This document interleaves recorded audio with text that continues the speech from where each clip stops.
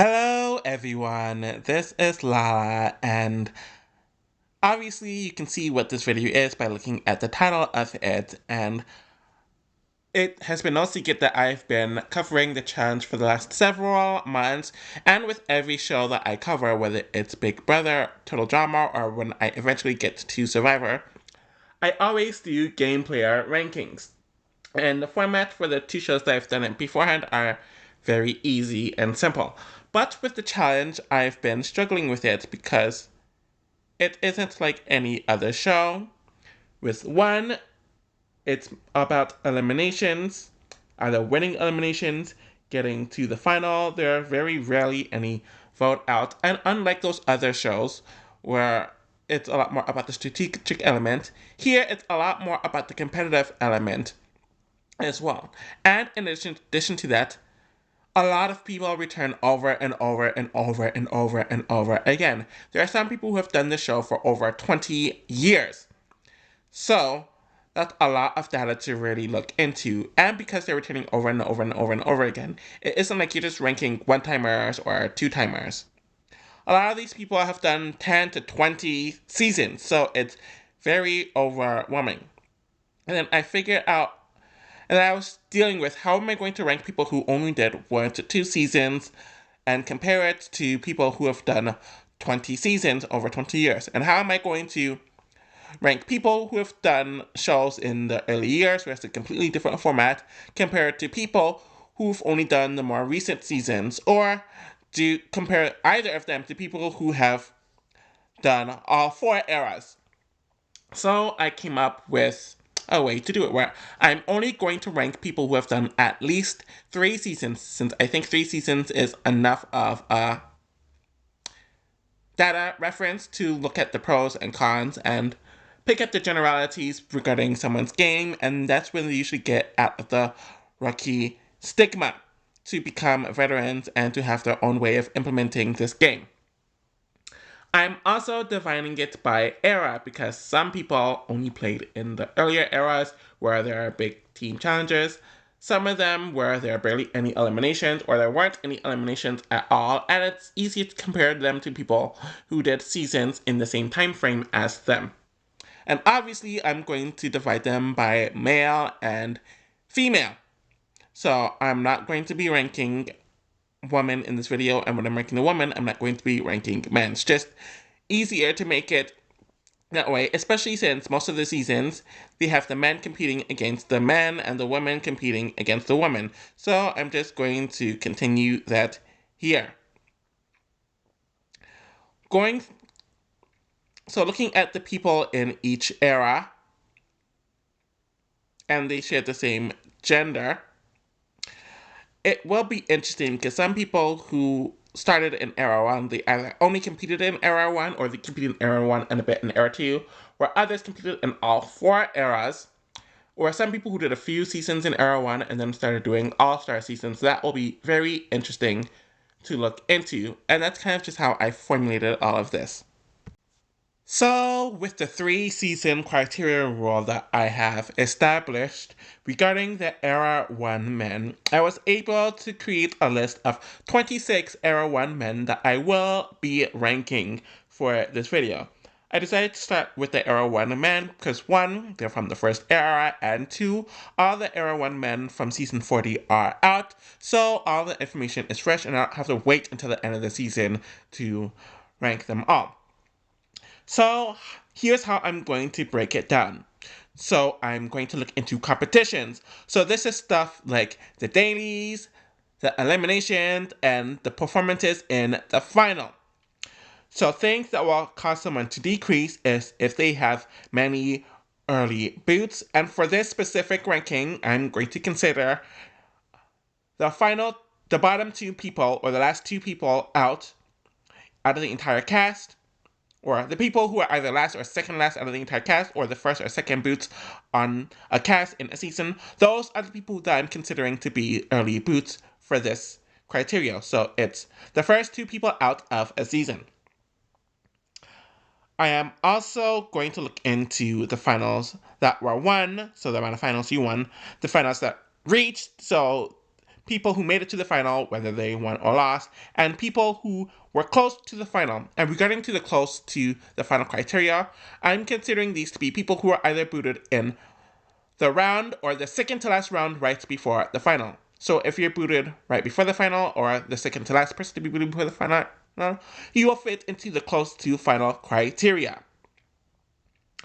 Another element that I am looking into is when it comes to the dailies, I'm looking if team challengers inflated their daily rate. I don't know if I'm going to look into this too hard, but it's something I definitely have to note, especially if a lot of these players played in the team era of the challenge. Also, if you have a bad elimination record, which means you've lost more eliminations than you've won, that is going to cause a player to go down on my list in comparison. And another way that a person will get lower scores is if they lost many finals. So if you lost many finals compared to the finals that you won, you will end up getting lower. If you didn't make it to many finals, you will be ranked lower, especially if you've done a lot of seasons. And if you weren't even close to making it to a final on many of your seasons, you're getting docked a whole lot. Another category that I am heavily taking into consideration when it comes to my rankings of the challenge players is longevity. So this is in reference to the amount of seasons a player did, whether there was a right bracket of years that the player did in competing. So if they did all of their seasons within like 2 years and 3 seasons, but they're compared to someone who has similar stats to someone who played double or triple the amount of seasons and they played throughout 20 to 25 years, I'm going to place the person who did 25 years higher than the person who has the same record but in 2 years. Especially since so many of these players keep on returning time after time after time, it's just easier for me to deal with. So when it comes to this, if you have less seasons, you will be lower on the list compared to others. If you did all or a majority of your seasons in a time gap of a few years, you will be lower on the list. So let's just say someone did 5 years, they have the exact same record, but they did those 5 seasons in 10 to 15 years, compared to someone who has that same record and the same amount of seasons, but they did those seasons in 2 to 3 years. The person who did it in 2 to 3 years will be lower on the list. So you don't know how they would do if they came back older and could play again, where we could say that about the person who did their 5 seasons in the 15 years. Due to this, if you played in more seasons and you've had success throughout those seasons, you will be higher on the list. And also, if you've done most of your seasons or in many different years and many different decades while having that success, you will be higher than people who have success but did less seasons and less years. Another huge factor that I have to take into place is the eras and formats. So especially with an era like Era 1, where the foundation of the show really wasn't set throughout a lot of the seasons in the era, I have to consider when they played. So let's just say, actually, no. There are seasons on Era 1, or there are certain eras where there are either very little eliminations or they weren't any eliminations, and some people thrived in those circumstances. So if you did most of your seasons on an era where there are no eliminations, you will be lower on the list. Or if you're on seasons where there are huge teams where there are barely any eliminations, you will be lower on the list. Because on team seasons, more people make it to the final than on duo or individual seasons. And since you're on a team and one of the teams out of the two wins, and with a lot of the cast making it to the final on team formats, that'll also cause a lot of winners, because one out of the 2 teams will win.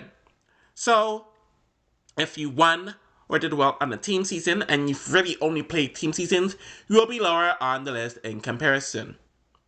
If you did seasons where there are vote-offs, so like the Battle of the Sexes seasons and Battle of the Seasons, or even the first 4 seasons where no one went home at all, and those were the only seasons that you thrived in, you will be lower on the list.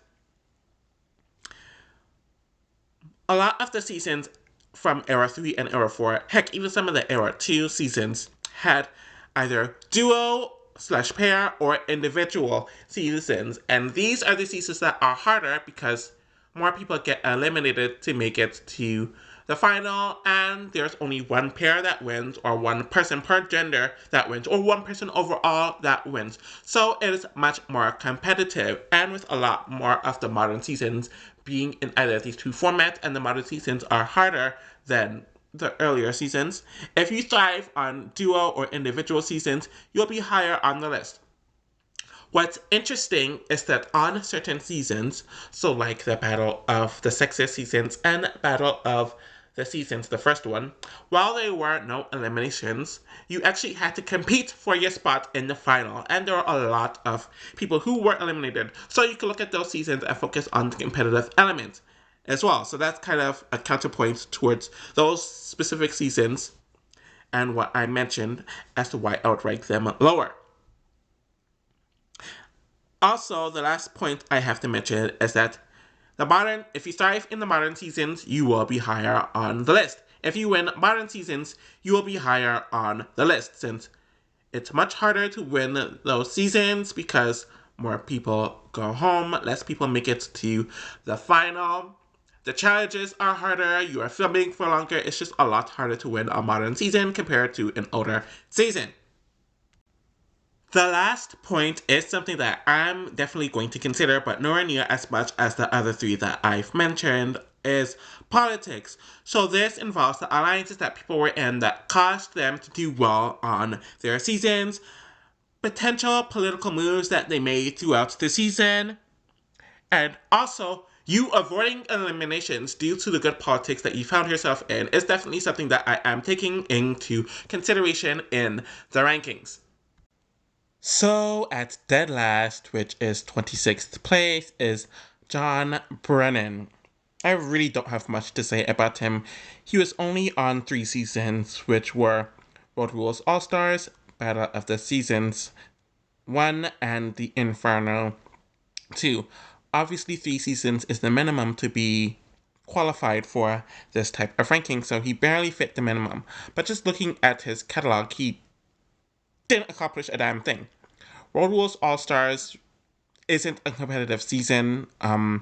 There was no opposition. Everyone made it to the end, and it's essentially a Road Rules season with no opponent. It really isn't the challenge. And on the other 2 seasons that he did that had some competitive edge to it, he was dead last in them. Obviously, with Battle of the Seasons, he was partnered with Beth, and she was hugely disliked. So obviously, that wasn't going to get him far on that season. But at the same time, he didn't really seem competitive, and I don't think he himself had many relationships either. So moving on to his final season, which is the Inferno 2, I've heard a few things. I heard that he only did the show to have some promo for his college tours or whatever. But that's kind of stupid because 1, his Real World season was over a decade ago at this point. 2, if he did well, he would have gotten more promo and more people would have wanted to see him. And 3, I don't really think he was a good competitor as well, where he ended up losing the elimination to Dan, who isn't a stellar contestant on himself. So essentially, 1 season doesn't really count, and the other 2 seasons, he was dead last in. Also, he hasn't competed in an era outside of Era 1, so obviously that is another reason as to why he is this low, so I have to dog him for that as well. Yeah, I'm just going to move on because there's nothing else to say. So, just to wrap this up, he only competed in a weaker era. He has 1 janky season that really shouldn't count, and the other 2 seasons he did are horrendous seasons. So I think that just says it all. So at 25th, I have Teck, who was on Challenge 2000, All-Stars 1, and All-Stars 2. He was actually 24th over the person that I now have as 24th, but I switched him after looking at their stats. Teck competed on a season that didn't have any eliminations and everyone made it to the finals, i.e. Challenge 2000, where he wasn't even a notable male competitor on that season or even on his team. Ignoring that janky season, he made it onto this list due to competing in 2 All-Star seasons, and seeing how he could handle a modern season was very interesting since he never really played the challenge for real, where people went home either via vote out or elimination. So it's interesting seeing him come back here. He did win the first daily and made it through the first vote, but that was voted into elimination on the second men's round on All-Stars 1, where he did lose to Nehemiah. Obviously, starting your first modern or even real challenge season with being the second boot is not a good start. On All-Stars 2, he was a part of the King's Palace, though he was the weakest member of that alliance and didn't win in daily the entire season, but he did win in elimination against Steve, which is a plus, but he was also going to go into elimination against Nehemiah and Melinda, but he was spared due to Casey and Kahada being pulled, despite the men having to compete the round prior once Kendall was pulled as well, and a similar situation happened here. And it was very likely that he would have went home here mid-season by Nehemiah yet again. After that mess, he did get to the final where he was last place in the final. In general, there really just isn't much to his resume, with a janky season with his first season, a poor season in his second season, and the one season that he did make it to the final in had a lot of holes in it as well, and there was a lot of conveniences that caused him to make it to that final. And he only did 3 seasons, so that's why he's here. Okay, so I do have some additional commentary. It was good that Teck at least got into an alliance on his final season with the King's Palace, and that is more than I could say for Jon. But that's really it, and everything I said earlier still counts. But at least that gives him somewhat of a bump politically. So at 24th is then Renzi, who played on Extreme Challenge, which he won, Battle of the Sexes 1, and the Inferno 2. So obviously Dan was the other person I was referring to when I was talking about Teck Holmes, and I did have him as 25th for a while when I was drafting the list.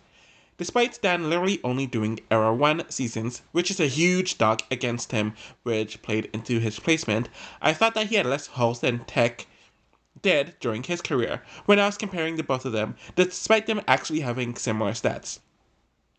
Obviously, Dan's daily performances are more inflated due to being on only large team seasons. He has never been booted early enough, at least in comparison to Teck, who does have an early boot, so I think that was one of the reasons why I moved him up as well.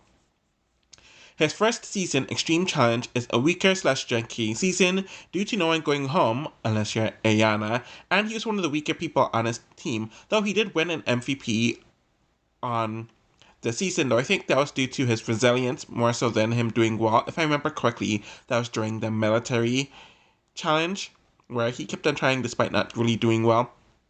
Battle of the Sexes 1 wasn't a good season for him at all, as he was the 6th man booted from the season due to his poor performance, where they determined who would go home solely based on performance on the men's side. And he did win one lifesaver, but it wasn't enough to bump him up to the point amongst the men where he was safe. He then came back due to Puck quitting the season, and they needed a certain amount of men, only for him to get booted in after a round. So he essentially went from the 6th boot to the 7th boot mid-season. And then his final season had him close to the Rachel, Veronica, Tina trio on the Badasses team, if I'm remembering this correctly, which was a good thing politically, though he was on the superior team anyways. He did win an elimination in the very beginning, though it was against the checked out Jon, but he was booted right before the final against Landon. And if I remember correctly, I believe CT wanted him gone because he saw Dan as a weak link.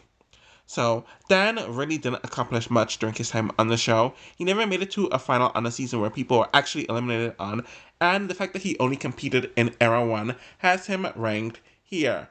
But I guess his circumstances of making it far were less janky than Teck's, and he had a bit more standout moments in comparison, but it's really equal. So at 23rd is David Burns from the Challenge 2000, the Inferno 1, and the Gauntlet 2. So I'm continuing with the trend for people who have only been on 3 seasons, and David is one of the better ones, at least compared to the ones that I discussed, though he himself really didn't accomplish much during his time on the show, but he is higher than the others because he really isn't as flawed. He wasn't ever booted early or in the mid game like the other two were that were below him, and he's definitely more consistent from the little that I have on him. Obviously, one of the seasons that he competed in was a season that didn't have anyone going home, which docked him severely and is janky in my opinion. And I do recall him being middle of the road in the challenges of that season, if my memory serves me correct there. On the Inferno one, he benefited from the belief that the men are seen as stronger and having a long time connection with CT on the season. The one lifesaver he won on this season was thrown to him, if I remember correctly, and it was planned by the team as well. He was saved from going into elimination mid-season against Shane by CT because essentially CT thought that David would lose. And when he actually had to go into elimination against Katie during the final round of the season, where they were in that girl's bathtub, whatever, he went out. And then on the Gauntlet 2, it was hard to keep track of who was doing well or not, but he didn't screw up enough in the dailies to get thrown into an elimination, but I don't recall him being a kingpin or a hugely vital member either. And then there's just the janky as hell final, which gave him the loss, and we didn't see most of the cast compete in the final. And because the Gauntlet 2 wasn't much of a political season as well, we didn't know where a lot of people stood in that element too. He didn't really do anything bad over the course of his career, but he didn't do anything good either. So with that, playing only on large teams and only playing in the old era, as well as only having 3 seasons, with those 3 seasons being about 20 years ago, has me putting him here on the list. At 22nd is Syrus Yarbrough from the Extreme Challenge, Battle of the Sexes 1, the Inferno 1, Gauntlet 2, The Ruins, All-Stars 1, All-Stars 3, and All-Stars 4. So Syrus would have been a lot higher if I was just looking at his flagship run, even though that in itself wasn't the greatest.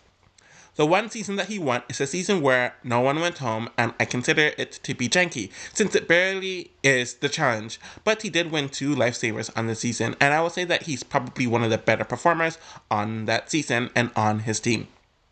Especially on his team. His next season had him making it past the halfway point, around the 60-ish percentile point, where he did get 9th place out of 18, so he beat half of the men on that season, and he never made it to the inner circle on that season, so he got to the mid-ish point solely based on his performance, which is what the guys decided they were going to base their vote outs on. His greatest season is obviously the Inferno one, where his team underestimated him due to his age, hence nominating him, only for the scores to be revealed that he performed better than everyone else that round on that daily, hence him getting the lifesaver. He was the 3rd best guy on the team after CT and Mike. He was one of the better people on his team, and that is why he wasn't targeted after that at all for the rest of the season. And he wasn't sent him, though he was nominated by the other team, but they didn't want to risk losing him. Hence the whole plot to get Leah sent into elimination and losing the elimination. Syrus did get a mid-season boot on the Gauntlet 2, where he lost his first elimination to Derrick, where it was a David versus Goliath situation. But it was overall a meh showing for him, not a good or a bad season. Syrus had another mid-season boot, and it's his 3rd one after the first Battle of the Sexes and the Gauntlet 2, but he did win in elimination against Adam and lost mid-season to Kahara. If we were to mainly look at his flagship run, he would have been a lot higher, with 1 janky season, 1 strong season, and 3 mid-season performances. Unfortunately for him, he came back for All-Stars, and it dropped his stock a lot in my opinion, since it showed that he can't keep up in the modern day. He technically went out mid-season for All-Stars 1, but that season generally didn't have many rounds, but it ended with him being the third male eliminated. But he did win a daily in the third round, and he lost with Beth, a notably poor performer, against Anissa and Alton, two people who are notably good in eliminations, so it wasn't an awful showing, despite the placement. Syrus did have a poor showing on All-Stars 3, as he went into the first elimination for getting last in the daily, but he did win an elimination against Tyler, who wasn't in his prime anymore, but Tyler still formidable enough. But he was voted into elimination on the third round and lost to MJ. He was the third male eliminated on that season, and he went on the third round and in episode 3, so technically he didn't last as long here as he did on the first All-Stars. And then we have All-Stars 4, where he came in as a replacement after Tony left the season, and he didn't last a single round, losing in elimination to an older Kefla, who technically never really did the challenge for real, and it had been like 24 years since he played. 3 pretty poor showings in the modern day, and he wasn't in any of the main alliances of those seasons. So, he has a lot more going for him compared to the people ranked below him, also by him just doing more seasons, but his recent showings in the modern day brought him down a lot. So, at 21st, just missing the top 20, is Eric Nies from Road Rules All-Stars, Battle of the Sexes 1, and Battle of the Sexes 2. There really isn't much to say about Eric overall. But when looking at his resume, especially compared to many of the other people who played on the first 4 seasons, which were barely the challenge, only did 3 seasons, and only played in the OG era, he comes out as the best of all of them. Or the ones that I've discussed here. Obviously, I don't really count the first season, since no one went home at all, and there is no opposing team to compete against, so there's no competitive element whatsoever to Road Rules All-Stars. On the first Battle of the Sexes, he was aligned with the more powerful people on the team, won a lifesaver on the season, and was decent, but he was booted in 7th place. It might have been his idea for the men to get voted out solely based on performance, and it worked out fine enough for him. On his final season, Battle of the Sexes 2, he was a part of the Veterans Alliance that controlled the entire dynamic of the guys' side, helped push the rookies going home for strategy, won a few dailies as the captain, though it was because they were on a superior team, with a format that was so lopsided in favor of the men. He was able to screw over Brad with getting into the leader position in the final 5, despite Brad performing better than him, so Eric should have went home if they were going by the rules, and Mark essentially gave Eric a spot in the final, so Eric could win the season. Even on that season, he was like the 5th or 6th best performer on his team, and I think he mainly benefited off of Mark as well. He doesn't have any notable flaws from the seasons that he played, but one season he played in wasn't the challenge, and wasn't considered so for many years, and the other 2 seasons he played on didn't have any eliminations.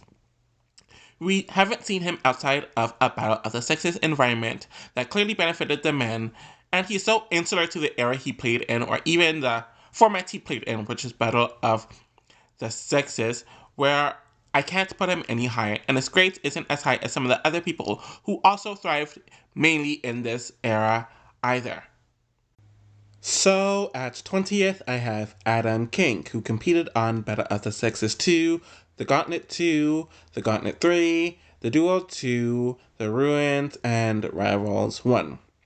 So the next few people on the list have a decent amount of seasons in their name, or to their name, where some were in older seasons, and some were in a bit more modern seasons. And looking at the people I have at the bottom of the top 20, I have Adam here. He debuted on Battle of the Sexes 2, and while he wasn't one of the first 2 out, which is where, according to my criteria, I considered people to have bad seasons to fit under that category, he was the 3rd boot of the season, and that still isn't good. On the Gauntlet 2, he didn't do much notable on the team, and because of my rules, he yet again escaped my rule of a bad season. Though he was the 3rd male boot yet again on the season, as he got washed by Alton in their elimination. So, essentially, he has 2 bad seasons in a row. He had a lot more success on the 3rd Gauntlet season, where he was placed on the dominant veterans team, so there weren't much time for him to screw up or to get punished for it. Of course, there was the sexist mentality of the men being the only ones who are worthy to last, but he was thrown into the penultimate elimination and he went against Danny, but it's Danny, so it doesn't really say a whole lot. He did make it to the final, and it was the only final he made it to, but I don't know how much this season says about his individual game per se. Of course, we move on to the Duel 2, which is where he got DQ'd on the first or second night of getting into a fight with CT. But even if that didn't happen, I don't really see him getting into the alliance that ended up controlling the season anyways. On the Ruins, he was on the Lopsided Challengers team with people who have never won the show and found himself into the elimination during the third round, and Adam lost to Syrus, causing him to be the third male boot of the season for the third time. So at this point, he had 3 poor showings and 1 solid showing. And just from comparing this season to the Gauntlet 3, it's clear that his success and failure is mainly dependent on whatever team he's on, rather than his own skills. And of course, his final season is Rivals 1, where he is paired up with CT, the entire house is against them, and Adam's friendship with the JEK group doesn't really lead to anything, essentially since he was a lower tier member, and it didn't get him anywhere. He and CT had to win dailies on episode 2 and 3 to survive, and they won an elimination against Evan and Nehemiah, which may have been thrown to them, only for him and CT to get booted right before the final, where he might have thrown that to Johnny and Tyler as well. All the seasons he did were large team seasons, not counting the Duel 2, where he was DQ'd right away, and he didn't find much success in a lot of the team seasons, and you can make the arguments that the success on Rivals 1 had a lot to do with CT. So adding on to that, not competing in 14 years to see how he would do in the present day, or to compete really in an individual season, and just looking at his elimination record, it all has him placing here. At 19th is Laterrian Wallace, who competed on Extreme Challenge, Battle of the Sexes 1, The Gauntlet 1, All-Stars 1, All-Stars 2, and All-Stars 3. So I don't know if I have a whole lot to say about Laterrian, but we'll see how it goes. Of course, his first season is on Extreme Challenge, where no one went home, and it's a janky season in my opinion due to the format of the season. He was kind of just there the entire season, and then moving on to his second season, Battle of the Sexes 1, where he performed really poorly. He was the second male who left on the season, but when the person who left before him technically quit, it technically makes him the first person who was voted out on the season, and the guys decided to do their vote based on performance, so he was voted out due to his poor performance. On the Gauntlet 1, he was one of the weakest performers on his Road Rules team, but was kept around because they were under the belief that the more men in the final, the better. He wasn't even in the main alliance of the season either, especially on the Road Rules team. So it's not like he finessed his way politically either. Eventually, even the guys realized that he was a liability, so he was booted against Alton in around the 60% point of the season. All-Stars came at the perfect time for him, where it gave OGs like him a chance to make a name for himself in the modern day, with competing in seasons that were mainly based off individual performances. He got sent into elimination for getting last in a daily, and he stomped over Ace in the pole wrestle elimination, which I believe happened on the first episode, won a daily on the 5th episode, and then lost a physical endurance elimination to Mark on the season, and it wouldn't be the last between those two, getting booted in the second to last round before the final. He continued his good stride into All-Stars 2, where he did get into an alliance called the King's Palace, which was good politically. He won a team daily on the season, which I believe was in episode 2, won an elimination against Tyler and Apollo Russell, who isn't a slouch despite not being in his prime, and went home yet again in the second to last round before the final. He did not continue that luck into the third All-Star season, where he was the second boot and he got last in the daily, which is why he was sent in, and he lost to Mark again in a physical endurance elimination. He is someone who definitely rose based on his All-Stars performances, and those 2 performances in the first 2 seasons had enough for me to see him individually, which gave him the advantage over Adam. But we also saw some of the holes regarding him mainly doing well in the physical stuff, and there are also a bit of inconsistencies as well, where led him to be placed here. If he made it to a final on an all-star season, he definitely would have been higher, or heck, even on the gauntlet, he would have been higher. But the fact that he doesn't have a final appearance in an elimination-based season really caused him to be here, and I couldn't put him any higher. At 18th is Ace Amerson, who did Inferno 1, Battle of the Sexes 2, The Gauntlet 2, The Inferno 3, All-Stars 1, and All-Stars 4. I'm still not the most sure about this placement, but I do think placing him here does make sense. Let's start with Ace's first season, the Inferno 1, which is a horrendous season for him, no doubt. He ended up being the replacement nominee when Syrus saves himself with the Life Shielder or Life Saver, and they were expecting him to beat Jeremy, but Ace quit within less than 5 seconds of the elimination, being the first boot of the season. Clearly, it is a more than pathetic showing on his first season, but he came back the very next season where he had a chance to redeem himself. He wasn't the first boot, which is good, but he was the second boot. So he had 2 very poor seasons on his first 2 seasons, and only 2 seasons up until that point. And he was voted out due to his poor performances in the challenges, which was the system set up by the guy's team. So he really didn't improve whatsoever. He was on the veterans team on the Gauntlet 2, and he was shockingly not an early boot, first boot or a second boot, but that is definitely an improvement compared to those 2 showings. At the same time, he didn't really do much that was impressive, but he was sent in about midway through the season since he screwed up on his last daily challenge and was beat by Derrick. Obviously, the Inferno 3 was his best season on the flagship show, where it is the only season that he did really well on. He was able to save himself with winning the Life Shielder when he was nominated and ended up making it to the final, though the politics in the season really weren't notable and was mainly everyone against Kara and Susie. He might have been the 4th or 5th best player on the team, but he held his own otherwise, I guess, or he didn't fuck up enough. Overall, nothing impressive with his run on the flagship, with 1 good season, a mess season, and 2 bad seasons. He returned to the show on All-Stars 1, where he probably should not have, with all the chaos that was happening in his life at the time. He was voted into elimination in the first episode, and he got demolished by Laterrian, where I believe his rib got injured. He would have been a lot lower if it wasn't for his performance on All-Stars 4, where he was arguably the best man on the season from a competitive point of view. He won 2 dailies on the season, in a partner and an individual daily, and was only in the bottom group twice, where it was the least out of all the men, tied with Jay, but he was the only one who got to the finals compared to him and Jay, and he stayed out of eliminations, with being saved by Steve twice and not being eligible for elimination, ending the season at 4th place. What's notable to me is that he makes it far on seasons where he doesn't go into elimination. But if he's in elimination, he is a goner. And I really just cannot ignore his poor elimination record at 0-3. So he only has 2 good seasons, with one of them being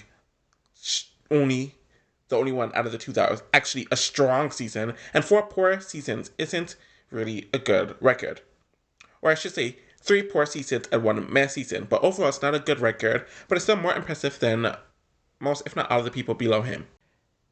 At 17th is Steve Meinke from The Gauntlet 1, All-Stars 2, and All-Stars 4. He is someone that didn't have much going for him regarding a challenge legacy or doing much of anything, but that was only or mainly due to him doing 1 flagship season. His only season on the main show was The Gauntlet 1, where he was clearly on the out of the Road Rules team, despite knowing many of them from his actual Road Rule season, which was not good from a political point of view. He was sent into elimination early on, where he beat Tanya in a puzzle, and lost the same elimination mid-season against Trishelle. No one heard of him for nearly 2 decades until All-Stars became a thing a few years ago, and he joined the 2nd season. He did win a daily and lost an elimination to Teck, which is so not a good look. But he was a part of the King's Palace and won the daily in the prior episode that helped in taking out Derrick in his earlier showing, which was a huge political move. He came back for All-Stars 4 and found himself in a poor spot immediately, with barely winning the first elimination against Tyree. He did win 2 dailies in the season, though those were team dailies, and he was in the bottom group a lot, which is why he was in many eliminations, but he did beat Kefla and Jay in eliminations. It does say a lot when one of his closest allies, and Adam, turned on him, but he got the last laugh on him, I guess, and would have won the entire season without the Stars twist. He did gain a good elimination record, though it's pretty faulty when you actually break it down, and is more consistent in the modern era, but it's only 3 seasons. But the fact that he had a good season and 2 mediocre seasons has him higher than some of the others who are more inconsistent than him, or only really did bad seasons, or only seasons that didn't really have eliminations. At 16th is Dan Setzler, who did Challenge 2000, Battle of the Seasons 1, and Battle of the Sexes 2. So him and the next person above him are the last 2 who mainly survived the first era while also having 3 seasons. So there's only so high that I was willing or could put them on. Dan's first season was the Challenge 2000, where absolutely no one went home, meaning everyone went to the final. I've already mentioned that I consider the first 4 seasons to be janky compared to all the other seasons, so doing one on this one doesn't mean that much, but he was the strongest member on his team. His next season was Battle of the Seasons 1, where there were 3 spots in the final for each team, and you had to compete to get there. He was in the inner circle from the second daily onwards, and it stayed that way, earning his spot in the final, where he and his team did lose to the real world team. About 2 years later, his final season is Battle of the Sexes 2, where he was in a vet alliance with Eric, Mark, and Theo, which ran the guys' team the entire season. 5 dailies were won when he was a team captain, and he secured his spot to the final, where he did win. Dan was definitely a very good competitor, and that can't be taken away from him. At the same time, he played in an era of the show where the format was nowhere near what it was like past that era, and we haven't seen him get involved in a lot of the politics, though it's mainly his allies who made the major moves on his latter 2 seasons. And the fact that he only did 3 seasons, in addition to his seasons being 20 to 25 years old compared to others who compared to the others who competed more recently, and 2 of his seasons that did have some sort of vote outs were Battle of the Sexes and Battle of the Seasons, where there were no eliminations there. So that's why he's here. At 15th, I have Jamie Murray, who did Extreme Challenge, Battle of the Sexes 1, and the Gauntlet 2. So I'm not too sure whether I should place him higher or lower than Dan, but I do feel comfortable with him being here. Since 1, he won all 3 of his seasons compared to Dan, and 2, we did see him on a season with actual eliminations. And a season that's a bit more recent compared to some of the formats that are more popular with the show.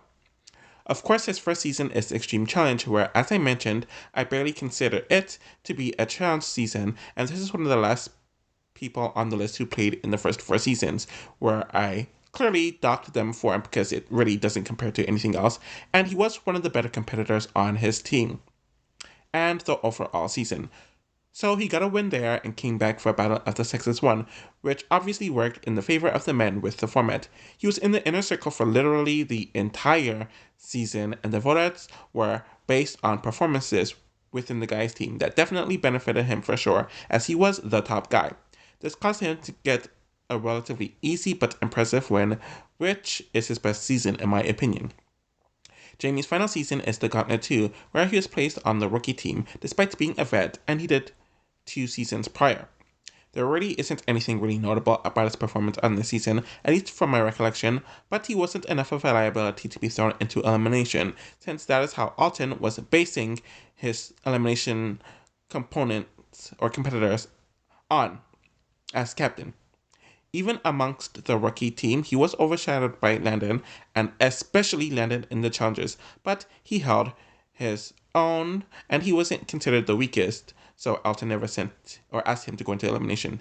there really isn't anything to talk about politically, but because of his limited seasons and all of them being on the OG seasons, which is weaker compared to all the other eras, I have no choice but to put him here, despite his clean track record. At 14th is Adam Larson, who was on Battle of the Seasons 1, the Gauntlet 1, the Gauntlet 2, and All Stars 4. I find him to be a very tough person to talk about, since his resume is all over the place, just looking at his placements. On his first season, Battle of the Seasons 1, he technically was eliminated in the second to last round before the final, but he was still booted very early due to the format of the season. A lot of that to blame is definitely on his weak partner, Gisela, but you have to work as one, so they didn't do well at all, despite technically fitting in my almost category and beating 3 other teams. His shining season is obviously his second season, the Gauntlet 1, where he was arguably the top performer on the team, as he won 2 lifesavers on the team, which is tied with Theo and Veronica for the Road Rulers, and who was a consistent performer throughout the season, controlled a lot of the politics of the season, as he was the main one pushing the Sarah going into elimination for being the weakest in dailies, and was one of the main people pushing, or was the main forces pushing for more guys to be in the final. Obviously, his worst season came in with his third and final flagship season, which is the Gauntlet 2. He did win the first daily out of all the vet men, which made him a captain, where he was going to elimination whenever they lost a guy's day, or on a guy's day, which is a stupid format, but it's what he had to go by. This ended up happening, and he was beat by Derrick on a very close elimination. While there were definitely wonky circumstances with his short one, and you definitely did see potential in him, it doesn't change the fact that he was the first boot here. After 18 years, he came back to All Stars 4 and seemingly didn't miss a beat. He won a star on the opening challenge, giving himself immunity, and won a daily with his future girlfriend. He was one of the better performing men in the season, despite being in the bottom group for a few challenges, and he did win an elimination against Brad, which isn't an easy feat, even at Brad's worst or weaker moments, and almost made it to the final, where his move to preserve his star by targeting Steve came back to bite him in the ass, losing his star and getting purged right before the final. We saw that he could keep up in the modern era, but his overall track record is so inconsistent, which makes him being in the middle of this ranking to be very fitting. I know he's on All Stars 5, so if he does well, he could easily rise, but also if he flops, he could easily drop. At 13th is Shane Landrum, who's on Battle of the Sexes 1, The Inferno 1, Battle of the Sexes 2, Fresh Meat 1, The Invasion of the Champions, Vendettas, and Final Reckoning. He is also on Champs vs. Stars, but I don't include Champs vs. Stars stats on my rankings because production doesn't include Champs vs. Stars stats on their record on the actual show. So that's just a little tidbit and heads up for the future. So I find Shane to be a very interesting person to talk about, especially when looking at these Era 1 men. Shane never made it to the final, whether in the old era or the new era, which is why there's a ceiling as to how high I could put him, but he's very consistent, more than most of the people higher than him. On his first season, Battle of the Sexes 1, he was never in the inner circle and didn't win a lifesaver until the final 7 round, but he was one of the better performing men on the team, hence it making it to the second to last round before the final, getting 5th, since they decided on it based on performance. The Inferno 1 wasn't a notable season for him, but he was booted mid-season, where he probably would have beat David in the elimination as it was set up, but CT used the lifesaver and took out Shane in that elimination, which was an eating elimination. Battle of the Sexes 2 was another strong season for him, where 4 dailies were won with him as the captain, and he was able to make it to the top 6, making it pretty deep in a season. Out of 18 people. His final season during his first run is Fresh Meat 1, which was another solid season for him, where he made it pretty deep in the season and won 2 dailies with his partner Lynette, before being backstabbed by Derrick and DM and eliminated by Wes and Casey, who cheated the Excel system by then, with them knowing that they could pack their bags to weigh less so they could do better. After being gone for a decade, Shane returned to the show on Invasions as a completely different person. He came in plotting his way into certain alliances and deals, was able to help form the Lavender Ladies, which controlled the season, though he was caught out a few times about his shady gameplay. He won a daily to get into the Oasis and then sent Tony home, where he was eliminated right before the final in the three-way elimination with Nelson and Corey. Vendettas is easily his weakest season in my opinion, where his messy, shady gameplay got him nowhere, where he was on the outs and booted mid-season by Jordan as a mercenary. We move on to Final Reckoning, where he had all of his Lavender Ladies in the house, which only increased with the mercenaries, where they had the numbers and he made a lot of moves to best position them and to keep the hierarchy in place. But like past seasons, he made moves that pissed people off, though he and Nelson did win 2 eliminations against Brad and Kyle and Cara Maria and Marie. Despite all the politics and elimination wins, it couldn't save him from the late season purge and losing the final redemption to Bananas and Tony. In general, he knows how to make it far on most seasons, and is rarely, if ever, an early boot, but the fact that he hasn't made a final holds him back. He will be an All-Stars 5, so we will see how he adapts after being out of the game for 6 years. At 12th is Yes Duffy from the Challenge 2000, Battle of the Seasons 1, Battle of the Sexes 1, All-Stars 1, All-Stars 3, and World Championship. Looking at his resume is an interesting one, since, based on his first/OG run, he is an outright flop, but he's a prime example of about how the creation of All-Stars can boast legacies for these more forgotten OGs. Anyways, his first season was on Challenge 2000. From my recollection, he was a solid enough teammate on that season, and they did end up winning that season, so he was a solid enough player who had a well-earned win, despite the format of the season being janky, in my opinion, compared to the following seasons after 4. Anyways, he came back partnered with Veronica on Battle of the Seasons 1, where most of the vote-outs were based on performances. He and Veronica got 4th on the first daily, but was voted out because the inner circle wanted to make a big move and to protect themselves, and this was a huge blindside. With the setup of both of his seasons, it was expected that he would do well on Battle of the Sexes 1, where the vote-offs of the men were strictly based on performances, but he was the 5th boot, technically the 4th voted out due to one person quitting, due to his poor performance in the challenges. With his first run and his actual flagship run, he would have been on one of the last spots on this list due to his resume based on his first 3 seasons. All-Stars came into existence and it gave Yes a chance to really make a name for himself on the franchise. He did win 2 dailies, though they are mainly team challengers, and avoided elimination all season, but the main thing that made him stand out on the season is his performance in the final, where he beat 11 other people, which included people like Darrell, Mark, Alton, and Derrick, all people who are higher than him on this list. On All-Stars 3, he was a part of the authority in the first episode due to his performance, and won the next daily, but things cooled down for him after that, and he fought himself into elimination with his feud partner West of the season, and lost against him. His most recent season, World Championship, had him just miss the final, showing that he could keep up in another modern season with a lot more newer people and players, and he also won 2 dailies. At the same time, I do wonder if he would have made it through, since he was nominated when Jonay and Grant DQ'd, and it cancelled that elimination. Looking at it, his elimination record is poor, though it is tiny, and I think his recent showings caused him to execute some of the promise that was there on his earlier seasons, but it's just not enough to place him any higher in my opinion. At 11th is Timmy Beggy from Battle of the Seasons 1, the Inferno 1, the Gauntlet 2, and Inferno 3. I have mentioned below that people who have done solely the earlier seasons tend to suffer on this list, which is why people like Dan and Jamie are lower in comparison, so why isn't Timmy down there with them?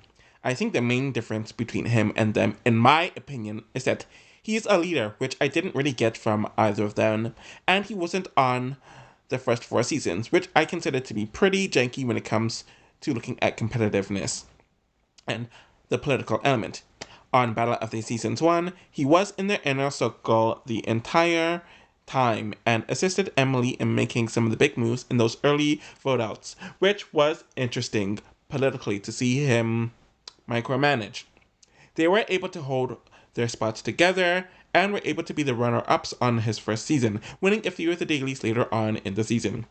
He really did step up as the leader of the Inferno 1, winning his first winning the first Inferno of this season regarding the Lifesaver and staying out of the elimination, which is shown with them tricking Kendall into going into elimination, so Timmy didn't have to go in and them potentially losing him right before the final, and he was the best male performer on the Road Rules team. The Gauntlet 2 was hard to kind of keep track of when it came to the dailies, but he did hold his own regarding the team challenges, and he was the one to end Derrick's 4 consecutive elimination run on the season, though Timmy hated doing it. He was performing well on the dailies on his final season, the Inferno 3, and was the leader of the Good Guys elimination, where he was on his way to the final if it wasn't for the fluke DQ during the second to last male elimination against Abram.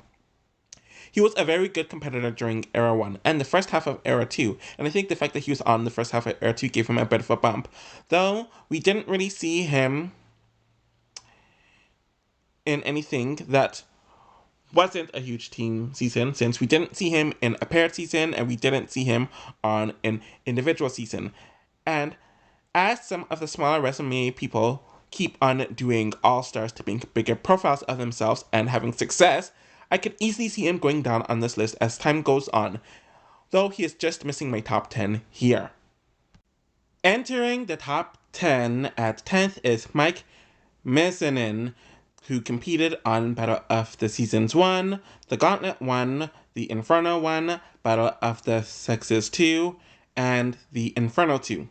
Looking at the people who mainly competed on Era 1 is always such a hard thing to do, especially with comparing them to people who did other seasons, but out of these people, Mike is arguably the biggest all-around package. He was in the inner circle the entire season with Coral on Battle of the Seasons 1, so his spot in the final was guaranteed. They won a late season daily, and they did win the season, where he was the key component of solving that final puzzle. Moving on to the Gauntlet 1, he continued his leadership position from his prior season onto this season. He did win one Lifesaver, though he was generally overshadowed by Alton on the Real World team during the season. He had to make hard political decisions, like nominating Coral when she wasn't performing up to par, and defeating Abram in an elimination, but he made it to the final as a runner-up for the season. Mike continued on to the Inferno 1, where he was the leader of the team yet again, was able to win an elimination against Jeremy, and won a Lifesaver in the season, trying and failing at points to keep his chaotic team together, but it led to yet another loss in the final. He competed on Battle of the Sexes 2, where he got an early DQ in a challenge, which of course caused his performance to score lower, but his alliance with the veterans kept him around longer than he should have been, and you can argue that this was good for him politically. But he was booted mid-season, since it would look way too suspicious if he lasted any longer. Mike ended his run on the challenge on a strong note with the Inferno 2, and it's arguably his best season, since he won the Lifesaver 3 times, twice to save himself, one where he wasn't nominated, performed well in the dailies, though he was arguably the third best guy on the team, with CT and Landon performing better than him, but he was able to retire with a second win. He thrived in the first era of the show, but he was too out there as a leader and wasn't the best politically, where only the Gauntlet 1 and Ultimate Battle of the Sexes 2 had him involved much in the politics, but he was a good leader, he had good relationships with people as well. At the same time, I can't put him too high, since we have seen most of the others in formats outside of the big team formats, and he's really just tied to his era. Entering the single digits at 9th is Theo von Kernatowski, who played on Battle of the Seasons 1, the Gauntlet 1, Battle of the Sexes 2, and Fresh Meat 1. So Theo is the final person who has for the most part played in one era, who has competed on the show regarding this era, but it's arguable that he was the top guy specifically of the first era. He first joined the show on Battle of the Sexes, where he was the top performer on the season and made the cutthroat move of cutting Yes and Veronica on the first vote. He and his partner Holly stayed in the inner circle the entire season, where they won a few of the dailies at the end of the vote-off process in the season, and they won the season pretty easily. Theo came back for the Gauntlet 1, where he was arguably the leader of the group. You could argue that it was him or Adam, and he helped push the mantra of keeping more men around, being the most consistent performer on his team and winning 2 Ice Savers in the season. And a little tidbit here, I'm pretty sure I called this something else during the Gauntlet 1, and the people who participated on that season regarding the Ice Savers, I think I called it Lifesaver, so don't mind that confusion. Anyways, this season led to his first win on the show. His third season Battle of the Sexes 2 had him fighting for a limited spot in the finals, which was based on performance, and he was yet again one of the top performers on the cast, while being aligned with vets Mark, Eric, Dan, and Mike, who controlled the dynamics of the season, while winning days a few times as a captain during the season. And he was amongst the top of the leaderboard amongst a very competitive male cast, which is very impressive. His final season was Fresh Meat 1, which was a pair season, and it was a format that we didn't really see him in beforehand. But he performed well with his partner Chanda, where they won 2 dailies, but they were taken out by Kenny and Tina in Exile and backstabbed by DM and Derrick on the second to last round before the final, giving him his first non-final appearance. I put him higher than Mike because his low isn't as low as Mike's low, and we saw him thrive in a different format, unlike Mike. But this is as high as I can put him, due to doing only the older seasons. At 8, I have Abram Boise, who competed on the Gauntlet 1, the Inferno 1, Battle of the Sexes 2, the Inferno 2, the Inferno 3, The Island, Cutthroat, Battle of the Exes 1, and Bloodlines. Looking at Abram's stat is kind of tricky since he has longevity, but he is nowhere near as stacked or has as many seasons as some of the people on the top of the list for Era 1 men. But he's had more longevity than the people who are solely defined by this era too. Abram really wasn't notable on his first season, though while he did make it to the second to last round for the men before the final, losing to Mike, he didn't win any lifesavers. He was not one of the stronger people on the season or his team specifically, but he wasn't one of the weaker ones either. He really came into his own on the Inferno 1, where he was easily the leader out of the Road Rules team. He was too valuable to even risk going home, so he was never sent into elimination, but he gained his first win here. Unfortunately, the momentum didn't continue onto his third season, where he was booted very early on in Battle of the Sexes, where he was booted fourth due to his poor performances on the dailies. So, he had a very bad showing there. Luckily for him, the Inferno 2 is his next season, and as we will see, he thrives on Inferno seasons. Abram yet again doesn't win any lifesaver, but he was a reliable teammate / leader on the season, and he did win an elimination against Brad, which is no easy feat, but the badasses did lose the final. He came back onto the third and final Inferno on the Inferno 3, where he was the team captain. He won an elimination, and he got another one, though that one he got was because Timmy DQ'd, and the other elimination that he won against was Tyree, so yeah. But he did finally win a lifesaver through the season, but he was arguably the best man on the entire season and led his team to a win, which would be his second win.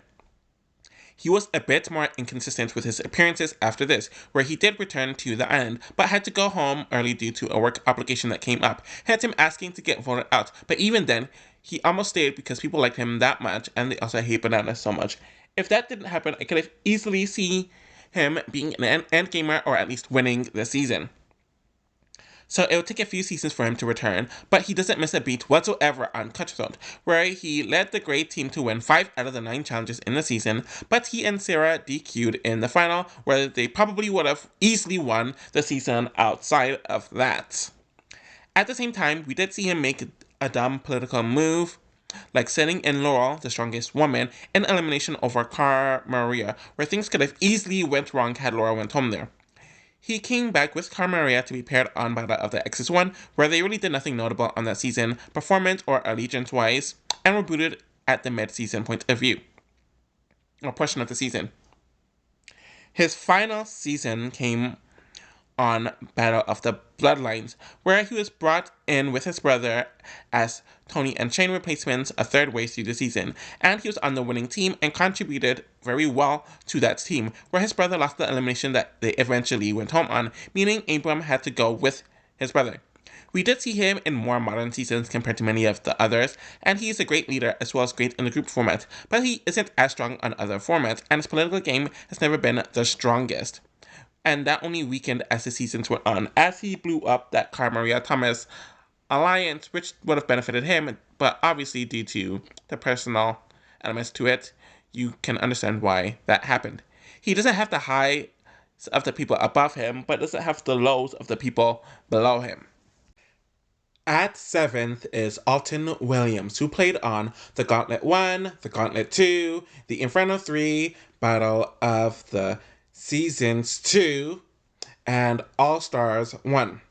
Honestly, I am debating switching him with Abram, but I'm going to keep him here for now, since I do think that he has higher highs and played in more modern seasons in comparison.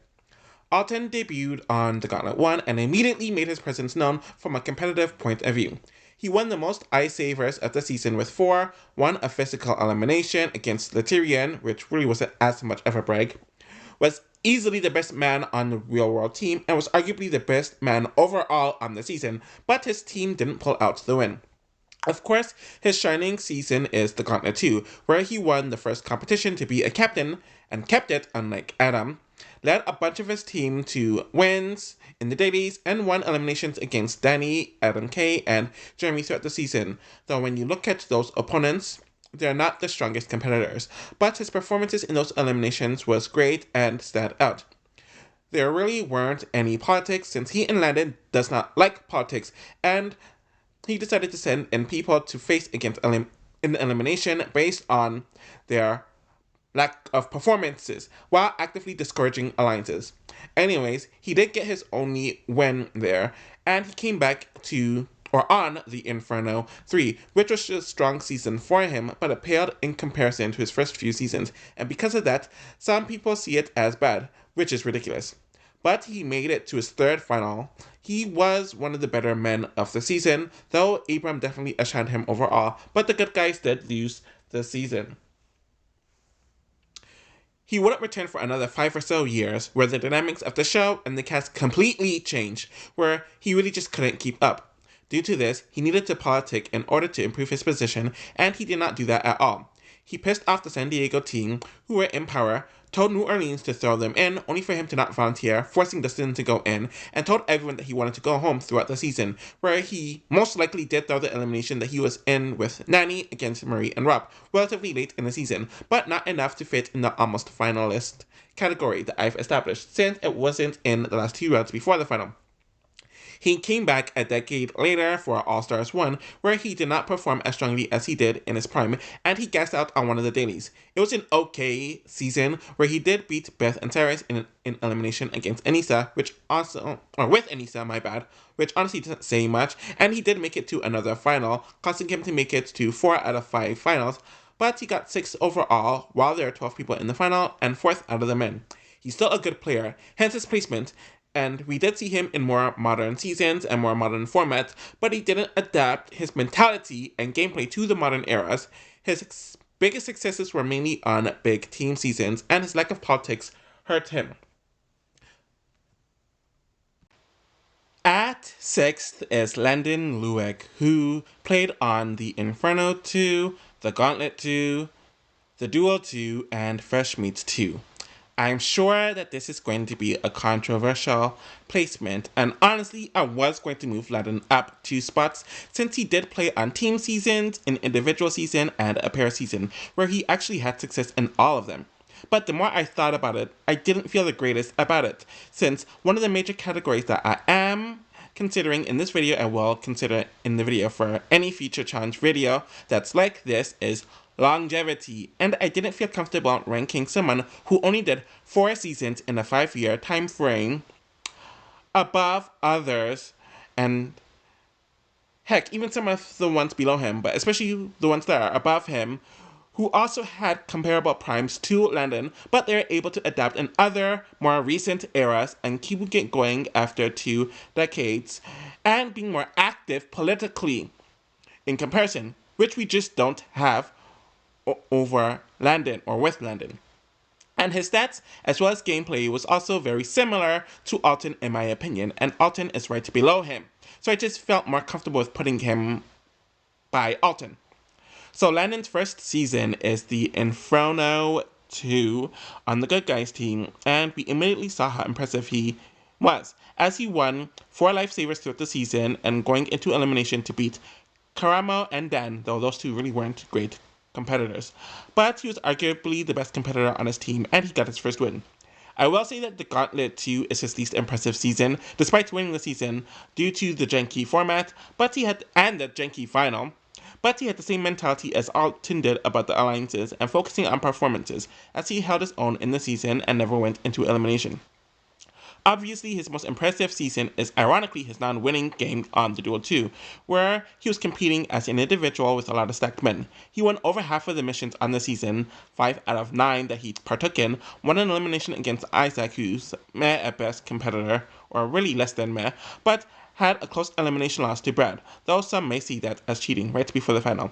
I think his final season in Fresh Meats 2 is his most impressive, in my opinion, when it comes to politics, where he realized that he had to play the middle between Wes and Kenny before choosing to side with Kenny at the end. Though that was also just kind of encouraged by him being annoyed with Wes. And he was also able to encourage the weaker Carly to perform at her best as they won 2 eliminations against CJ and Sydney and Evelyn and Luke, while also winning 2 dailies in the season. If this was solely about the primes, Lana would be at the top of the list, but comparing him to people who have had to adapt, thrive, and work their ass off for 2.5 decades, where his longevity just isn't there, where we don't know how he could have adapted to the different eras, where he could have turned out like Alton with the struggling politics and without beasting in the competitions. The sample size, as well as the years within that sample size, is just too small for me. At 5th is Derrick Kosinski, who played on Battle of the Sexes 2, the Inferno 2, the Gauntlet 2, Fresh Meat 1, the Duel 1, Inferno 3, The Island, The Ruins, Cutthroat 3030, All-Stars 1, All-Stars 2, All-Stars 3, and Battle of the Eras. Derrick has accomplished a lot during his time on the show, and he was always treated as an underdog, though I think that had more to do with his size rather than his actual position throughout his career as a whole, and on a lot of his seasons. He was a bit of an outcast on his first season on Battle of the Sexes 2, and while he performed well at times, he was still an early boot. He was able to show off the potential from his first season and actualize it on his following seasons, making it to his first final on the Inferno 2 and having his breakout on the Gauntlet 2, where he was voted into elimination at the first vote against Adam due to his temper, and then managed to beat 4 people, i.e. Adam, Ace, Syrus, and Brad, where 2 are really impressive, and you could somewhat argue about the third with Syrus, due to Syrus just being so much taller than him. Winning several challenges as the captain of the veterans, and then losing to Timmy right before the final. He and DM would become a power couple during the end stretch of Fresh Meat 1, where they won a few consecutive dailies, sent back Shane and Lynette, and Theo and Chanda, where the latter one kind of bit him in the butt, only for the 2 of them to be eliminated by Darrell and Aviv right before the final. He would finally become the groom instead of the groomsman on the Inferno 3, where he became a replacement for CT, where he was safe for pretty much the entire season and won an elimination against Davis right before the final. Again, not the best competition. His relationship with Kenny from that season would cause him to join what would eventually become the JEK Alliance for the following seasons, where he worked with them to help win the island, and this continued on the Ruins as well, where he doesn't go into elimination for the next few seasons. On Cutthroat, Derrick was one of the stronger members of the blue team, despite them consistently losing, and he won an elimination against Brandon, who was on a winning streak that Derrick killed, only to be taken out right before the final by Tyler. Derrick would go on a forced hiatus for the next several years, where he would return to Dirty 30, where this season honestly kind of had him rise up in my rankings, where he really didn't miss a beat, and he was able to compete well on an individual season with a bunch of people who debuted after he was well off the show. Derrick won a few dailies during the season, won an impressive elimination against Bananas, and was one of the only people to not go to redemption whatsoever in the season, so that shows his great competitive and political game in my opinion. Of course, he was aligned with the veterans and got second on an individual season, where he most likely wins the season if Jordan isn't given the chance to return, since 2 people returned on the last redemption, which was only due to Nelson punching Derrick and then missing a male slot. I think he would have been higher if he ended his career on Dirty 30. Of course, he returned to the franchise on All-Stars 1, where the first season was his least messy as he makes it to the end without going into elimination. He won a daily without getting the actual immunity, and he is eliminated in the beginning of the final with Gisela. He has his earliest boot ever on All-Stars 2 after picking a feud with Nehemiah in that side of the house, but he did win a daily and was sent home by Brad on the 4th episode. Derrick returned on All-Stars 3, where he was aligned with the likes of Mark, Brad, Kayla, and Sylvia, so he was good politically. Derrick was in the Authority a few times. Oh, I forgot, he was also aligned with Veronica. He won a trivia daily, which was a shocker since he is infamously known for being poor at trivia. He won an elimination against MJ and lost against Nehemiah right before the final. And then there was Battle of the Eras, where he had his back against the wall the entire time, had to take out Mark and Horacio, and was last Era 1 man standing before being booted by Corey mid-season. Something tells me I forgot to mention his run on the Duel 1, where he was beaten by Wes in the pole wrestle, but honestly that season wasn't the most notable for him in my opinion anyways. Obviously, Derrick has a brute strength, determination, and physicality, which led to his great elimination record overall, where there was some weaker competition and some strong competition as well. He was kind of rough politically at first, but he became a lieutenant or an assistant in the majority alliances that he found himself in. The lack of trivia and puzzles and his wins coming from team wins, which is why he isn't any higher, but he was able to adapt within the times, found some success during individual seasons despite them not turning into wins, and had many other strong seasons outside of his wins where were in different formats, though I am worried about his lack of finals appearances in the modern day post Dirty 30. At 4th place is Mark Long, who was on Road Rules Real World, Battle of the Sexes 1, Battle of the Sexes 2, The Gauntlet 2, The Duel 2, Battle of the X's 1, All-Stars 1, All-Stars 3, and Battle of the Eras. Honestly, for a while, I was kind of going back and forth about where to rank him and a few other people. And I was confused whether I should rank Landon above him and Derrick or below, and whether I should rank him above Derrick or below Derrick. But I have him here for now. Mark is literally the OG of the challenge, and because of that, he's also the godfather, and he's managed to keep up and adapt within the times over a 2.5 decade period. That is a quarter of a century, which no one else can really say. His first season is kind of a janky one due to what I already said for the people who played on the first 4 seasons, but he was the leader of the Road Rulers, performed well, and helped that team win that season. He came back on Battle of the Sexes 1, where he was one of the guys that made it known to keep the peace that they're going to eliminate people based on performances, and that was fine with him, since he was one of the better performers out of the men, and he had the most points out of all the men by the end, even the other 2 men that he won the season with. If it isn't broken, don't fix it, and he used that same mentality with Battle of the Sexes 2, where they decided to base their vote yet again on performances, where he was in the top 3 performers, while also being aligned with the veteran men, keeping them longer than they probably should have, with Mike and Eric being the prime example of this. He could have easily gotten his 3rd win here, but decided to bow outright before the final, so Eric could win. And Mark would still get his money in the back end.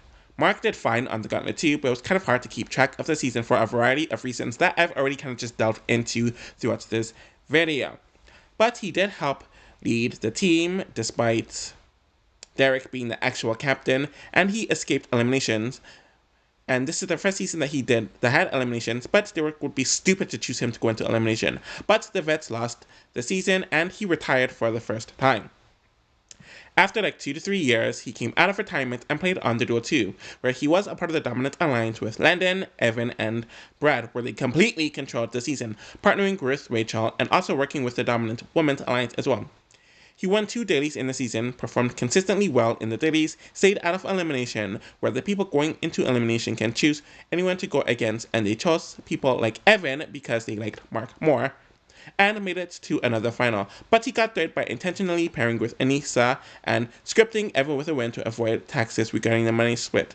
So he could have gotten second or maybe even first had they not scripted it. We don't know.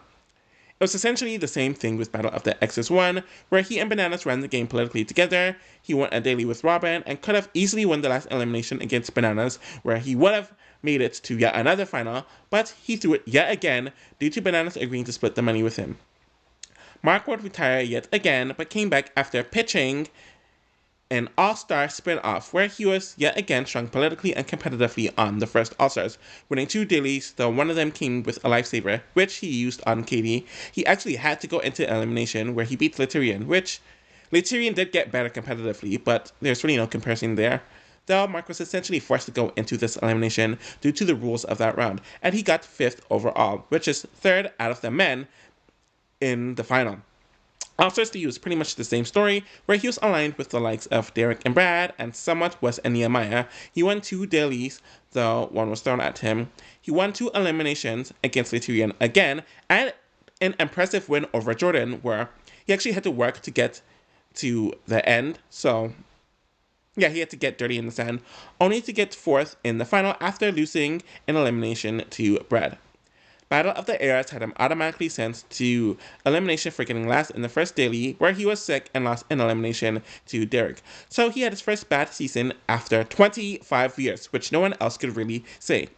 Mark was able to adapt, perform well socially, politically, and competitively in damn near all of his seasons, no matter the format. But I have him lower because his wins were during the very early team seasons, where one of the seasons had no one going home at all, and his performances in finals, especially in the recent years with the All-Star seasons, shows a lack of endurance, so I don't think he could ever win a season again. Also, his lack of a killer instinct on many of his seasons, causing him to throw in the towel, also has me ranking him lower. It is impressive that he was able to compete so well and keep up for so long, despite him always being like a decade older than everyone, where he's in his 50s in recent years. He was like 40 on Battle of the X's 1. He was in his 30s in a lot of his other seasons as well.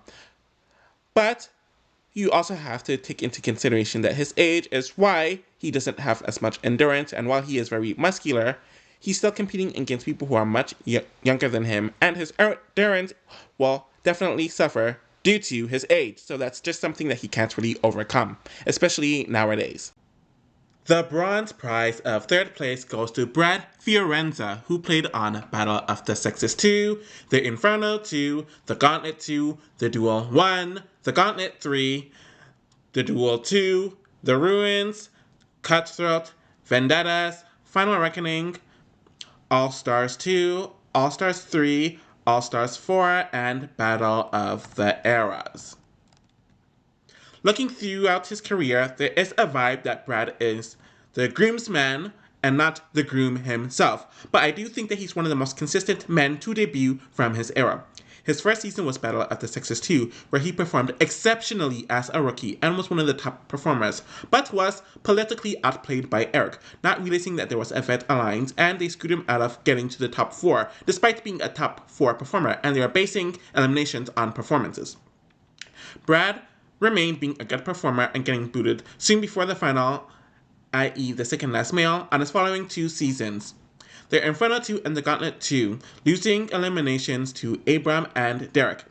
Brad stood out on the Duel 1, where he won 2 eliminations against Eric and CT, though the latter was mainly due to the DQ of that weird elimination, though he only won 1 daily in the season, but he got 2nd place and would have won the season without that weird advantage that Wes got. He was also positioned pretty well politically on the Duel 1. He was aligned with the Big Dog veterans on the next few seasons, where he made it to 2 straight finals on the Gauntlet 2 and the Duel 2, staying out of elimination and holding his own on the first one, while winning an impressive elimination against Landon, though some might consider it cheating during the last elimination of the Duel 2, though he didn't win a daily on the Duel 2, but he probably would have won the entire season had the top 3, which includes Brad, not scripted for Evan to win, since they could split more money with the prize splitting due to Canada not taxing prize winnings. The Ruins was a season that found him on the opposite side of power due to the underdogs, or what were they called? I think they're called the contenders or whatever, the non-winners, being such a shitty team that kept on losing. He was arguably the strongest man on the team, and he stayed out of elimination the entire time, but him and Darrell obviously got into that fight that caused him to go home earlier than he probably would have been. Cutthroat was his final season before his hiatus, where he controlled the red team with his wife and Dunbar, though they were one of the weaker teams, but they threw in the newer people, a la Camilla and Brennan, in elimination over and over again, so they could stay out of elimination, and the grey team essentially DQing caused them to give Brad his only win. After getting tired of being retired, having 2 children, and divorcing Tori, Brad came on vendettas, and he had everyone pressed and shook. Though his social game was pretty shit, but he competed well on the season, beating Victor and Mercenary Frank in an elimination and won 3 dailies in the season, though the Troika format was just a mess overall. But he was booted right before the final, where he made it to the location change of that season. Final Reckoning was a pretty mess season for him, where he was aligned with the Tony and Banana side of the house, though they didn't really have the numbers, and won 2 dailies earlier on in the season, while also hazing BB, especially Polly and Natalie, but he was on the outs for a lot of the season, was thrown in and taken out mid-season, where he and Kyle lost to Nelson and Shane, and they lost 2 redemptions to Polly and Natalie and Cam and Kelly, where they never came back to the main house. Overall, his 2-season run in early Era 4 was definitely interesting to watch. Brad would appear on All-Stars 2, where he had a strong season, as he won 3 dailies in the season and was aligned with the likes of Darrell and Derrick, where he took out the latter in an early elimination, and also kind of aligned with MJ, if I'm remembering this correctly, only to be booted by Darrell and Janelle, while being partnered with Jody right before the final, which is nothing new to Brad. He continues his great momentum on All-Stars 3, where he was in the Authority 4 times in the season after winning 3 dailies, and the 4th one was where he went into the Authority for getting top 3 in that daily, staying out of eliminations the entire season, or at least until the final, where he did beat Mark, and everything went his way politically, essentially, but he would lose the season to Wes, where he was the runner-up, but these 2 All-Star seasons definitely added to his resume in a positive way. It seemed like he was going to continue the momentum on All-Stars 4, and he was easily the most experienced man on the cast, where he outright won the first daily, but he performed in the bottom group on most of the other missions in the season, where he went home mid-season against Adam, where he had a pretty disappointing showing, and it might be his worst showing. And then there really isn't much to say about the Battle of the Eras, as he was booted pretty early on in the season, losing to Corey, and Era 1 really just couldn't keep up that season.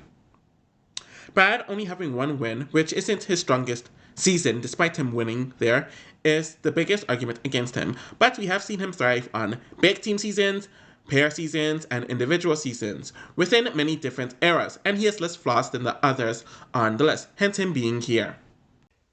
The silver prize of second goes to Darrell Taylor, who was on the Gauntlet 1, the Inferno 1, the Inferno 2, Fresh Meat 1, the Ruins, Fresh Meat 2, the Invasion of the Champions, Dirty 30, Double Agents, Battle of the Eras, Ride or Die, All-Stars 1, All-Stars 2, All-Stars 3, and World Champions. So the top 2 was pretty interchangeable. Actually, no, unchangeable in my opinion. And from the onset, and Darrell definitely had a good track record, especially in the beginning of his career, really compared to anyone else. Having 4 wins in something that was so unforeseen during the first half of the show's run, and even still today, most people haven't gained 4 wins. At the same time, most of those team wins came in through large team wins, and when you really look at it, they aren't the most impressive. On the Gauntlet 1, he wasn't one of the best men on the team, which were Theo and Adam, and he wasn't really in charge of much of the politics, but he was on a dominant team and they won. He did get a lifesaver on the 2nd episode of the Inferno 1 and stayed out of elimination yet again, where the only time where he was in contention, the other team nominated Timmy over him. And he won again, though it was mainly Timmy and Abram leading the Road Rules team, so he was the 3rd best man on that team as well. And the same thing essentially happened with his third season, the Inferno 2, where Mike and Landon were the strongest men on the team, won most of the lifesavers, and he did win the lifesaver during the final male elimination to avoid going into elimination, which was smart, and winning his third season. Darrell was always a good teammate and did his role despite being the third best man on each of his first 3 seasons, but he had much more longevity than all of those men, hence him being higher on the list compared to them and having more success. His win on Fresh Meat 1 is impressive in my opinion, since it is a paired season where he and Aviv laid under the radar for a lot of the season. He won 2 dailies during the second half of the season, beat Derrick and DM in the final Excel of the season, and of course won the season. Darrell took a break over the next few seasons where he returned on the ruins, fully integrating himself with the JEK group on a winning team, beats Danny, which was impressive, and Kahara in eliminations, and was on his way to probably winning his 5th season, but obviously he got into that fight with Brad, DQing the both of them. He returned the next season, and West was not over the beef from last season and being threatened by him, so West teamed up with Kenny to send Darrell home. First, which he really knew about, but did nothing to stop it, or to circumvent it, with him and Carmaria losing to Pete and Joe. Darrell took a 7-year hiatus to get married and have kids, but he came back as a champion on Invasion of the Champions, where he had an impressive run, eliminating Johnny Bananas and Zach in tough eliminations, before being taken up by CT literally right before the final, though Darrell didn't win a daily in the season. His inconsistency overall would continue when he was booted first on Dirty 30 as a result of the purge and losing the Redemption Challenge to Tony. Though if he came back, he probably would have been in a good position. It took him a few seasons to come back after that, where he held his own on Double Agents, he won a daily, beat Devin in an elimination, only to lose to Corey not long before the final. Luckily, All-Stars came around to help his resume and legacy, where he got 2 second places on All-Stars 1 and All-Stars 2, with All-Stars 1 being an individual season, and he and Janelle beat the dominant Brad and Jody in the final elimination of All-Stars 2, and also winning 2 dailies, and he probably should have won All-Stars 2, knowing the controversy of that final specifically. He did have an early exit on All-Stars 3 facing Jordan, and only being on Ride or Dice for a few episodes, losing to Chauncey and Amber, though he arrived late on that season, which definitely didn't help him, and then on Battle of the Eras, winning, which essentially he was being led to it, against Tony in elimination and losing to Kylan, but no one on Era 1 really had a chance that season, especially the men, and I guess he had a better performance than most of the other men from that era on the season. And he did have a pretty good season on World Championship, winning a daily, and an elimination against Kelly Ann and Tristan, only to be sent home with his partner Kiki against Casey and Troy on the second last round before the final. We have seen Darrell win on 2 different formats, with big team format and duo formats, having success on modern day seasons and on individual formats, but his wins mainly being on team seasons, and his inconsistency in some seasons has him at number 2.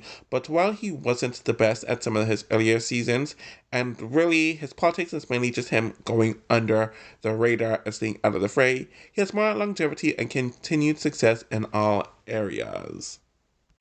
And of course, the gold prize of first place goes to Chris CT Tamburello, who was on the Inferno 1, the Inferno 2, the Duel 1, Inferno 3, the Gauntlet 3, the Duel 2, Rivals 1, Battle of the X's 1, Rivals 2, Free Agents, Battle of the X's 2, Invasion of the Champions, Dirty 30, War of the Worlds 1, War of the Worlds 2, Total Madness, Double Agents, Spies, Lies, and Allies, Battle of the Eras. So I'm really not going to go too deep into these seasons since I don't want to have to write an essay to go over CT. Anyways, he started his journey on the Inferno 1, where he won 4 life shielders or lifesavers and used one to take out Shane in elimination for David, so he was the best man on the real world team as a rookie. He continued this good stride on his second season, the Inferno 2, where he outdid himself by winning 6 life shielders, or lifesavers, for the badasses and was easily the strongest man on the team, only to lose in the final yet again. He won 3 dailies on the dual 1 on an individual season, took out Evan in an elimination, and probably would have made it to the final if it wasn't for that stupid rule for that elimination that took him out. CT would be taken out right away on seasons like the Inferno 3 and the Duel 2 for attacking men like Davis and Adam, which was awful, obviously, and in between that season, he coasted to the final of the Gauntlet 3, where he pushed the strategy of getting rid of the woman, with him having a weaker social game this time, honing his own in the challenges, and pushing for Journey to go over Eric, which wasn't good in hindsight. CT would not come back for a few years or seasons until Rivals 1, where he was partnered with Adam and the entire house was after him, but they couldn't get him out. They won 3 dailies in the season, took out Nehemiah and Evan, which may or may not have been thrown to them, only to lose to Johnny and Tyler right before the final, where Adam may or may not have thrown that as well.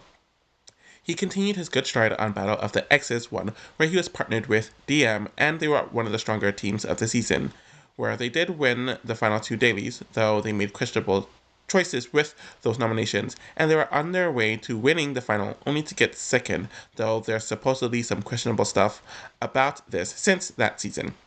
CT would go on to win his first season with Wes on Rivals 2, where he got in good with the women who were nominating the guys to go into elimination this season. They won 3 dailies throughout the season, and they were essentially almost always first place in the final, and he got his first win on a partner season, instead of a large team season like the earlier eras. CT had another good season, not the best compared to his competition, with free agents despite having a minimal edit, but he won 4 dailies, took out Leroy, and was booted at the location change right before the final. Obviously, CT would leave early on X's 2 due to DM's situation, and it took him a while to come back, but when he did come back on Invasion of the Champion, he won a daily, he took out Darrell, and beat Corey and Nelson in the final, leading to his second win and his first individual win. He had another dominant season on Dirty 30, where he won literally all but 1 daily in the season, and he stayed out. And he was able to come out of Redemption, where he was only put in there due to being chosen to go in there by the daily winners. But he was outperformed on the final by Derrick and Jordan, so his endurance wasn't the best on that season, clearly. We saw some inconsistencies once he entered Era 4, with having early out on Final Reckoning, which is mainly due to Veronica's poor performance and not being picked in Redemption, and War of the Worlds 1, where he was paired with Julia, and he was called out early on to play in a 3-way elimination, where only one person would come out of that elimination as the winner of, which wasn't him. He wasn't chosen to be on the US team on War of the Worlds 2 and was relatively under the radar politically throughout the season, while both sides continued taking shots at one another. He never saw an elimination the entire season, and he flipped on the Poly-Cam alliance at the right time, so the UK could pull out the win. And he now won a team season, and a smaller team season compared to the team seasons of Era 1 and even Era 2. He had a poor showing on Total Madness due to the skull twist, causing him to volunteer to go into the second elimination and losing shockingly to Jay. That season seemingly taught him a lot, as he would win the next 2 seasons consecutively. He was able to avoid the early season champ target on Double Agents. He won 2 dailies and took out Josh to get his skull, was able to flip from being partners with T and running the final with Amber. He would then get another win right after on Spice Lies and Allies, where he won 5 dailies, though a decent amount of them were during the team portion of the season, if my memory serves me correctly. He was protected by all of the veterans and never went into elimination at all that season. And then he fell with all the other Era 1 men on Battle of the Eras. He has been consistent in every single era, every single format, and a few bad seasons didn't take anything away from him, where he won 5 seasons in different formats, and there's really no other choice but to have him at first. Okay, and that is my list on how to rank, or how I rank, the Era 1 men who did at least 3 seasons. This is very interesting to look at because some of them only did the older seasons with very janky formats. Some of them did do many seasons over the decades. Others did some early seasons and then some all-star seasons, so it's just kind of a mess overall, but it was very interesting to look over. It'll be fun to see how, as I go through the eras when it comes to obviously the Era 1 women, the Era 2 men and women, the Era 3 men and women, and then the Era 4 men and women, how things will hold up. Obviously with some of the Era, like the Era 4, there'll be less things to talk about because there's less people and they've done less seasons. A lot of the Era 2 people, just from what I've looked into so far, are kind of insular to their era as well, but they played it in formats that are more modern compared to Era 1. And then with Era 3, we have them winning a lot less due to the lack of team seasons and all of that. So it's definitely interesting to look into all of these variables to see who stands out, who doesn't, what has aged well, and what hasn't aged well. Anyways, thank you all for watching, and I'll be back with more content soon. Bye!